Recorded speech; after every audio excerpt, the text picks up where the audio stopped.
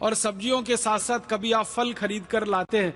आपने कभी अंगूर खरीदा होगा बाजार से, काला अंगूर खरीदा हो या सफेद अंगूर खरीदा हो, तो अंगूर को आप ध्यान से देखेंगे तो आपको लगेगा कि उस पर सफेद सफेद रंग का कोई पाउडर चिपका हुआ है, और इतना जबरदस्त चिपका हुआ है कि उसको एक बार पानी से धो लो तो भी नहीं छूटता, 2 बार धो लो तो भी नहीं छूटता, 3 बार धो लो, 4 बार धो लो, 5 बार धो लो, 10 बार धो लो, 50 बार धो लो, 100 बार धो लो तो भी नहीं छूटेगा, क्योंकि वो ऑक्सैलिक एसिड का पाउडर है।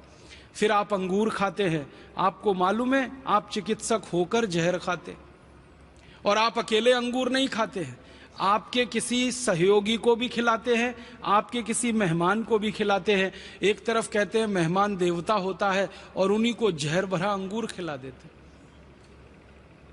फिर यही अंगूर को आप सुखा लेते हैं, किशमिश बना लेते हैं, फिर इस किशमिश को खीर में डालते हैं, इस किशमिश को हलवे में डालते हैं, इस किशमिश को आप अपने कई तरह के पकवानों में डालते हैं, फिर खा जाते हैं, फिर उतना ही जहर आपने खा लिया। बाजार से इसी तरह से आप टमाटर खरीदते हैं, सेब खरीदते हैं। आप कभी बाहर चले जाइए जहां सेब पैदा होता है, जम्मू कश्मीर और हिमाचल प्रदेश में, मैंने तो अपनी आंखों से देखा है किसानों को कि सेब का जो गुच्छा होता है ना, उसको सीधे डुबो देते हैं जहरीले रसायन में। फिर हम भिंडी खाते हैं, हम तोरई खाते हैं, दूधी खाते हैं, हम पालक खाते हैं, मेथी खाते हैं। सब्जियों के ऊपर इतना स्प्रे होता है इन सभी केमिकल्स का कि हालत खराब है खाते खाते।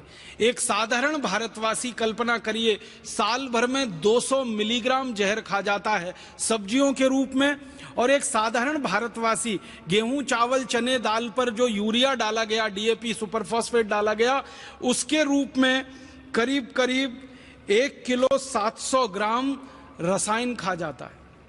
यूरिया, डीएपी, सुपर फॉस्फेट के रूप में 1 किलो 700 ग्राम हम रसायन खा जाते हैं। एंडोसल्फान, एल्डिकार्ब, लिंडेन के रूप में 200 ग्राम और खतरनाक जहर खा जाते हैं। माने साल भर में लगभग 2 किलोग्राम जहर हमारे शरीर में जा रहा है। फिर इस जहर को बाहर निकालने के लिए भगवान ने आपका जो तंत्र बना रखा है, उसको क्या अतिरिक्त काम करना पड़ रहा है, और वो काम करते करते आपका तंत्र फेल हो जाए, आपकी किडनी फेल हो जाए, आपका लीवर खराब हो जाए, आपकी जिंदगी बिल्कुल मौत के मुंह में समा जाए, तो कौन जिम्मेदार है उसका? जिम्मेदार तो वो कंपनियां हैं जिनकी संख्या लगभग 1000 से ज्यादा है, जो अपने स्वार्थ की पूर्ति के लिए इस मौत के व्यापार को भारत में चला रहे हैं और पूरे भारत को धीरे धीरे अंधे कुएं की तरफ धकेलते चले जा रहे। आप बोलेंगे ये मौत का व्यापार खाली भारत में चल रहा है? नहीं, दुनिया के बहुत सारे गरीब देशों में चल रहा है, भारत उसमें से एक है। हमारा पड़ोसी देश इंडोनेशिया, वहां भी यही मौत का व्यापार चल रहा है। हमारा एक पड़ोसी देश वियतनाम, वहां भी यही मौत का व्यापार चल रहा है।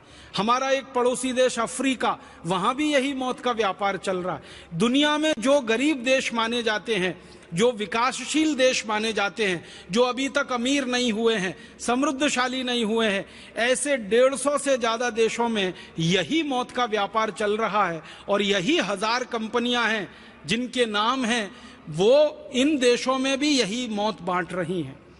और इन सभी देशों में एक ही तर्क चलाया जा रहा है, कृषि उत्पादन बढ़ाना है, अनाज को खराब होने से बचाना है, इसलिए ये सारा जहरीला रसायन खेतों में डालना है।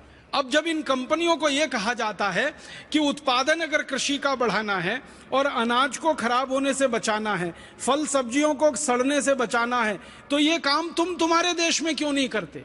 आप इस बात को समझ लीजिए कि उनके अपने देशों में वो जहर मुक्त खेती करवाते। अमेरिका में और यूरोप के देशों में जो किसान खेत में जहर नहीं डालते, उनको 400% तक सब्सिडी दी जाती है सरकारों की तरफ से, ज्यादा कीमत दे के खरीदती है। तो अपने देश में यूरोप और अमेरिका के किसानों को वो कहते हैं कि जहर मुक्त खेती करो, विष मुक्त खेती करो, खेत में जहर मत डालो और ज्यादा पैसा ले लो सरकार से। और वही देश की कंपनियां भारत में आकर उल्टा काम करती हैं, जहर युक्त खेती कराती हैं, विष युक्त खेती कराती हैं, और हमारे खेतों की धमनियों में, हमारी धरती माता की धमनियों में इतना जहर, इतना जहर, इतना जहर डलवा दिया है कि आपके खून में, मेरे खून में, भारतवासियों के खून में ये जहर आने लगा है। हमारे देश में कई वैज्ञानिक संस्थाओं ने तो यहां तक रिसर्च करके बताया है